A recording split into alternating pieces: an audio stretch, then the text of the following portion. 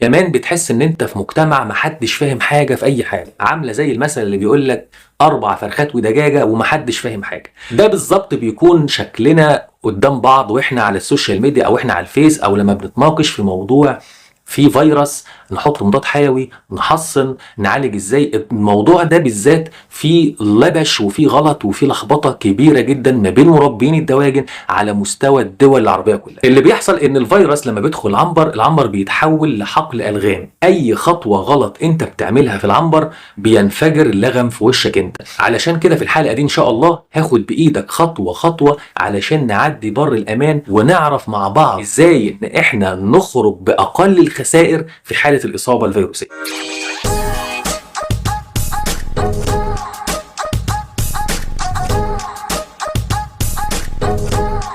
لازم تاخد بالك ان لو كانت الاصابه الفيروسيه دي نيوكاسل، يعني انت لازم تشخص بسرعه قبل ما النفق يزيد معاك. اذا شخصت بدري وطلع المشكله عندك نيوكاسل، افضل واسرع علاج للمشكله انك تحصن بسرعه ضد نيوكاسل تحصين رش. لكن لو عندك اصابه فيروسيه باي فيروس تاني يبقى في الحاله دي ما ينفعش تحصن، وبالتالي هتضطر انك تتعامل بالمضادات الحيويه. وده هيكون بقى موضوع حلقتنا، اتعامل امتى وازاي والجرعه قد ايه، واي يوم بالظبط تقدر ان انت تدخل بجرعه المضاد الحيوي. الفكره الثانيه يا شباب ان الفيروس بيهبط المناعه وبينشط البكتيريا. انا عايز افهمك بس هو ليه الناس بتحط مضادات حيويه. انت لما بيحصل اصابه فيروسيه النشاط البكتيري بيشتغل وبيزيد، فممكن النافق يكون مش بسبب الفيروس، لا ده بسبب البكتيريا اللي مع الفيروس. علشان كده بيكون ده دور المضاد الحيوي. لكن في مشكلة ان المضاد الحيوي هو كمان بيهبط المناعة، فممكن لو حطيت مضاد حيوي يزود الضغط على الفرخ بسبب الفيروس. فاهمني ازاي؟ يعني لو الفراخ جالها فيروس المناعة بتهبط، ما ينفعش تحط مضاد حيوي، ولو ما حطيتش مضاد حيوي البكتيريا هتنشط، فلو الفراخ ما ماتتش من الفيروس هتموت من البكتيريا. شايف المشكله؟ يعني علشان كده الموضوع صعب وفي خلافات ما بين الناس. طب انا بقى في الحلقه دي هديك الزتونه اللي من خلالها تعرف تحط مضاد حيوي ولا ما تحطش، وتحط امتى بالظبط. بص يا سيدي، النافق في حاله الاصابه الفيروسيه بيكون بشكل فظيع. يعني لو مثلا عنبر 10000 بيكون النافع على شكل مثلا 20 اول يوم، 50 تاني يوم، 150 تالت يوم، 300 400 رابع يوم.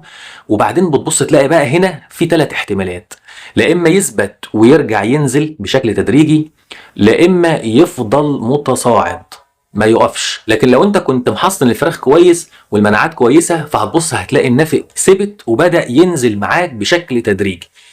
دور المضاد الحيوي بقى في النزله بتاعه النافق.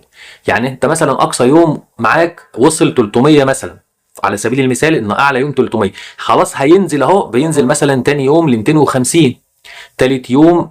هنا بقى المضاد الحيوي دوره في المنطقه دي.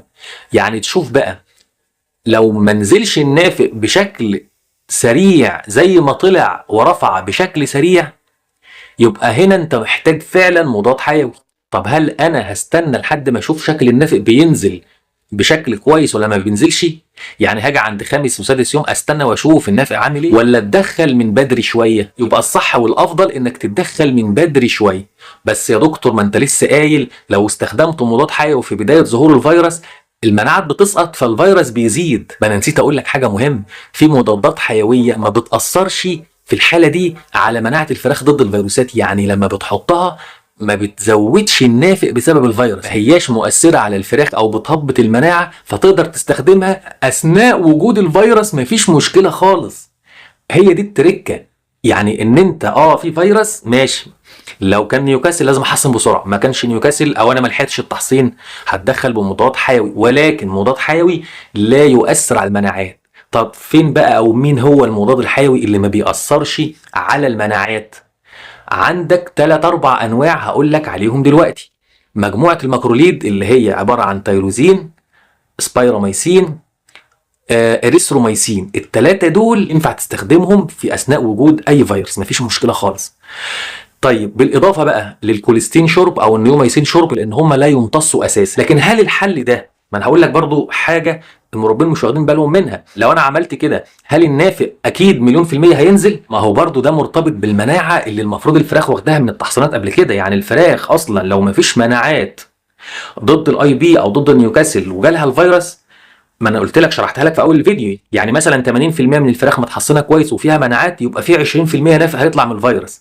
دور المضاد الحيوي ان النافق ما يزيدش عن ال 20% دي. يعني الفرخ لو متحصن كويس و90% واخد تحصينه كويس، يبقى النافق مش هيزيد عن 10%، خصوصا ان انت مدي جرعه مضاد حيوي فمفيش نشاط بكتيري، فهو هياخد ال 10% اللي مش متحصنه ومع السلامه، لانك مغطي او يعني ايه مظبط موضوع النشاط البكتيري بالمضاد الحيوي. انا مش عايز اطول على حضراتكم، لو في عند حضرتك اي سؤال انزل حالا اكتبه في التعليقات، وان شاء الله نكون عند حسن ظن حضراتكم. يا رب اشوفكم دايما في خير واحسن حال. كان معكم الدكتور سامح عسل، والسلام عليكم ورحمه الله وبركاته.